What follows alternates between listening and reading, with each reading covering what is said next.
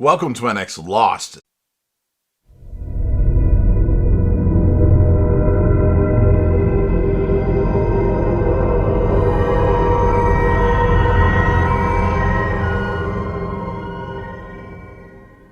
Season 3 episode review video. Before I get into that, though, pretty important if you aren't caught up to the point where I am rewatching or watching Lost, or you're just not entirely sure, then you definitely need to take the initiative and pay attention to the episode's title, which of course I'll mention, as well as put in the description. If that happens to be the case, you find that you're not caught up, it would be my recommendation that you don't watch this detailed review any further to avoid any potential spoilers.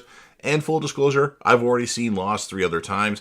It's one of my favorite shows of all time. I want to rewatch the show to let it resonate, but I'm not the only one that's currently watching Lost. The legendary Crazy Coffee Man, who also goes by Richard, is actually watching Lost for the first time. So, join us on the journey and let's discuss this awesome and amazing show, and no spoilers in the comment section past this episode. So with all that said, this will be Lost, Season 3, Episode 21.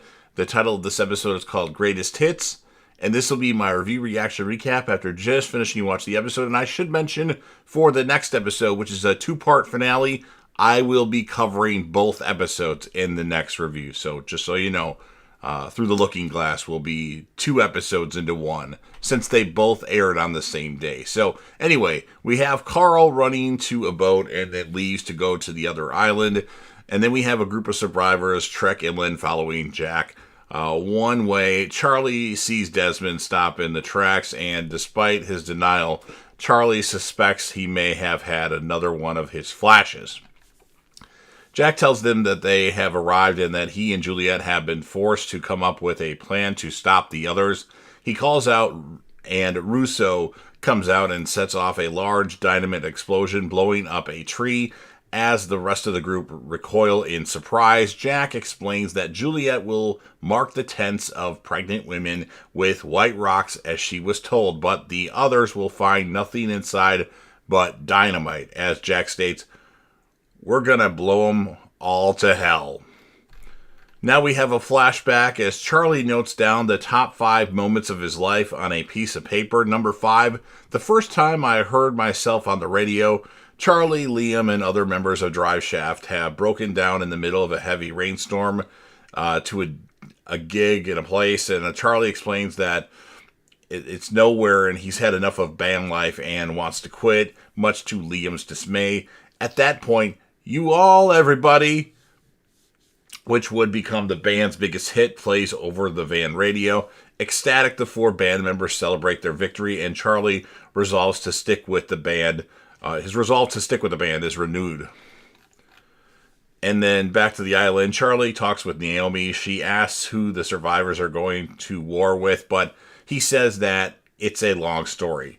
She recognizes him from Drive Shaft because after his apparent death in the crash of Flight 815, a greatest hits album was released and became very popular. Charlie is pleased at the news, although he notices Desmond in the distance, an ominous reminder of his possible fate. At the same time, Saeed tells Jack that he can't get a rescue signal out of Naomi's ship on her satellite phone because Russo's old distress call is blocking the signal. He tells Jack that they need to go to the radio tower to turn it off. Juliet intervenes, explaining that it would make no difference as Ben has been blocking transmissions from the island using an underwater Dharma station called the Looking Glass. She mentions that she has no idea where it is, prompting Saeed to comment that he thinks he might know. Charlie sits with Claire as Desmond approaches, asking to speak with him. Desmond reluctantly admits that he lied and has seen a flash, one of Claire and Aaron getting into a helicopter and leaving the island. Well, that's good. And Charlie at first does not understand how this can be bad, but Desmond explains, this time you have to die. Like, for this to happen, you have to die, Charlie. And then we have another Charlie flashback of his list of greatest moments of his life. Dad teaching him how to swim. A young Charlie stands on the edge of a public pool on a holiday camp where his father, Simon Pace, stands. His father tells Charlie to jump in, but Charlie doesn't want to because he doesn't believe his dad will catch him. Charlie's father insists that he will catch him, and Charlie can trust him. Liam appears and warns Charlie that their father is lying and that he won't be caught. As Charlie prepares to jump, a child's voice in the background says, "Come on, let's go." And then Charlie jumps in, and after a moment underwater with his eyes open, his father supports him, and Charlie begins to swim.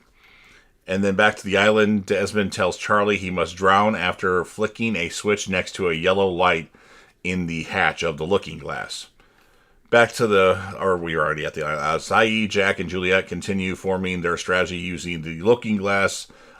Saeed took from the flame station the schematic, and Saeed notices the station is connected to a mainland by a cable, which he believes is the one he found over 2 months ago when he was looking for Rousseau, the French woman at the time. Juliet tells them that Ben talked of that station, but said that it was flooded and deserted after an accident occurred.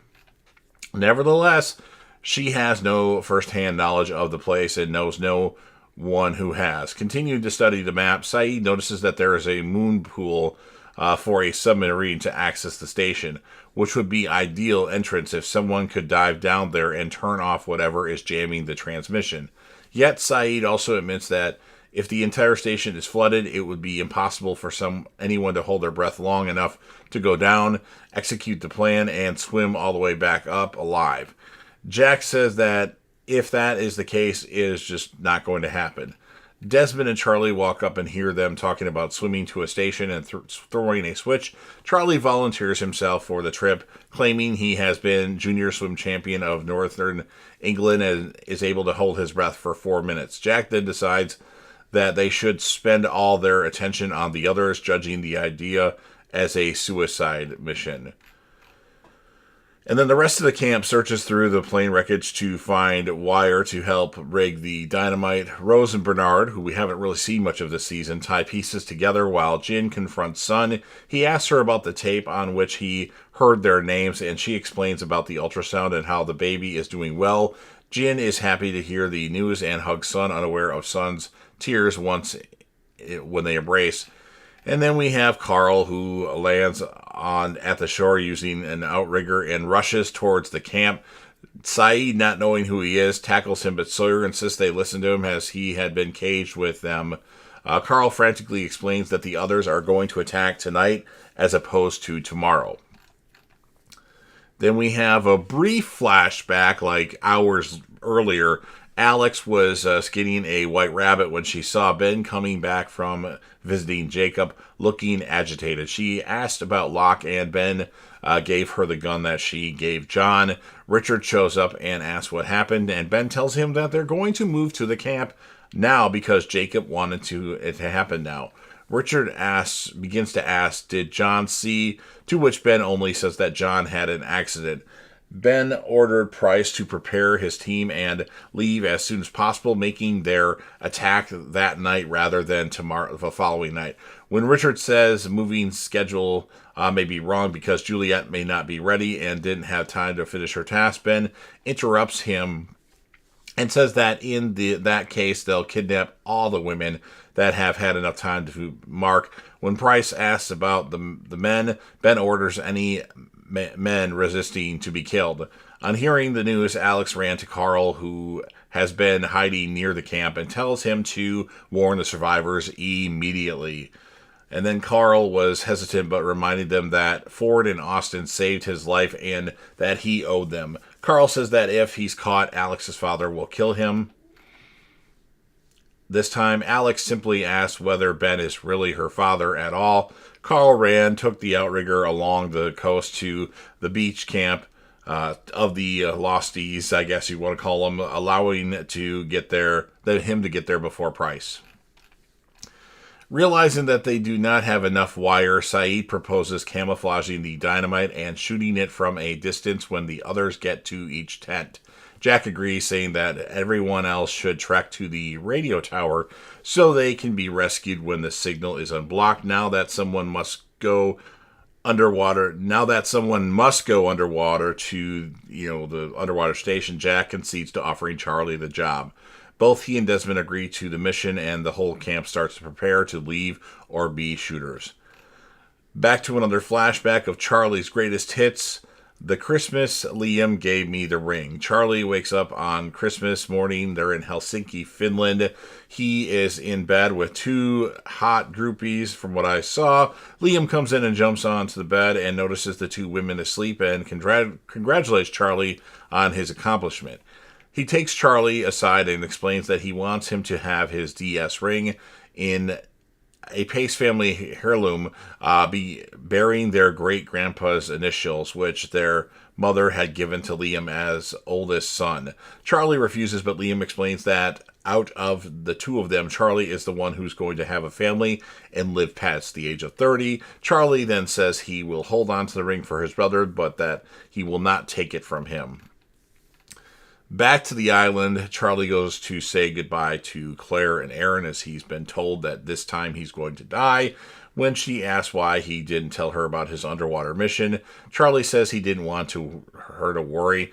When Claire asks if it is a dangerous mission, Charlie just says it's something that needs to be done for everyone to get rescued. Charlie asks Claire to promise not to worry about him while he's gone. Charlie then takes Aaron and asks him to take care of Claire while he's gone, and then Charlie kisses Claire and leaves. Back to another flashback of Charlie's greatest hits. A woman outside Covent Garden calls me a hero. Charlie is busking on the street corner in London singing Wonderwall. It begins to rain, so Charlie packs his guitar and begins to walk home. Charlie hurries to escape the rain, but notices a woman which is actually Nadia, being mugged in an alley. He decides to confront the mugger and beat him off with his guitar case. The mugger does not fight Charlie, but rather runs away in cowardly manner, which excites Charlie, as the last time he was in a fight was when he was 8 years old, and he lost. The woman, Nadia, thanks Charlie for his assistance, explaining that 3 other people passed by the alley, making Charlie the fourth to show up, and continued on their way. The woman then calls him a hero, saying he should never forgive it. Again, that's Nadia. Kind of a random appearance by her. These random characters that show up in each other's their lives and stuff. And then back to the current time, while the majority of the camp gathers at the south end of the beach, Bernard shoots cans off a branch, proving to Saeed that his credentials as a marksman. Rose expresses her concern about leaving him behind, but Jack convinces her otherwise, since if the plan fails, everyone will most likely be killed anyway. Saeed then tells Jack that despite it being his plan, he must start to act like a leader and take the survivors to the radio tower. Though Jack objects, he sees sense in the proposal, and he goes along with Saeed's challenge. While Charlie and Desmond prepare to leave on a canoe, Hurley approaches and tells Charlie that he wants to come with them on their mission because he is tired of trekking in explosions. Charlie, after hesitating, refuses to allow it. His excuse is that Hurley is too large and won't fit in the canoe. As Hurley leaves upset, Charlie runs after him and hugs his friend. Hurley mutters that he didn't want to go on the stupid boat ride anyway. Charlie tells Hurley that he loves him, and Hurley, somewhat surprised, brushed it off with a lackadaisical, "Yeah, whatever. Love you too, man." As the survivors prepare to leave their camp, Jack asks everyone if they've got water. He talks to Juliet and asks if Saeed has found a third and final shooter yet, and Juliet glances towards Jim, who is helping Son pack her bag. Hurley, with Vincent, offers to help Claire with the baby, but she politely declines his offer. Claire picks up Aaron and leaves with Hurley, but they do not see Charlie's DS ring left behind in the crib. Desmond and Charlie find the cable and sling it over the outrigger to guide them to the looking glass. Back to a flashback of Charlie's top 5 moments of his life. Number 1, the night I met you. On the first night after Oceanic 815 crash, Charlie wanders about the wreckage of the plane. He notices Claire and approaches her, offering his blanket, though she has one already, explaining that she is still pregnant with Aaron at the time, needs to keep warm too. She accepts the offer and the two begin to talk. Charlie jokes about asking Claire if life is her first plane crash she's been on. Charlie then assures her that they will be rescued, cheering Claire's spirits a little and beginning their relationship. Back to present time, Charlie gives Desmond the list he has been writing of the 5 greatest moments of his life, greatest hit moments, asking him to see that Claire gets it. Desmond offers to trade places with Charlie, suggesting that perhaps the flashes mean that he is meant to die in Charlie's place, and Charlie seems to agree. When Desmond turns his back, Charlie knocks him out with the paddle, weighs himself down, and dives into the water. He descends deep into the ocean and approaches the looking glass, swims under the structure and finds the moon pool and swims toward it. Instead of a flooded room, he enters a chamber which is not flooded at all. He gasps for air and then climbs over the side into the deckling, yelping his happiness that he's alive. His jubilation is short-lived, however, as 2 armed women run into the chamber after hearing the noise. One approaches Charlie with her gun pointed at him, and that's what ends this episode of Lost. So pretty good episode. I'm going to score it an 8.7 out of 10. Character of the episode, obviously, Charlie. And then secondary character, I guess I can give it to Desmond, although there were a lot of people. Saeed was good in this one.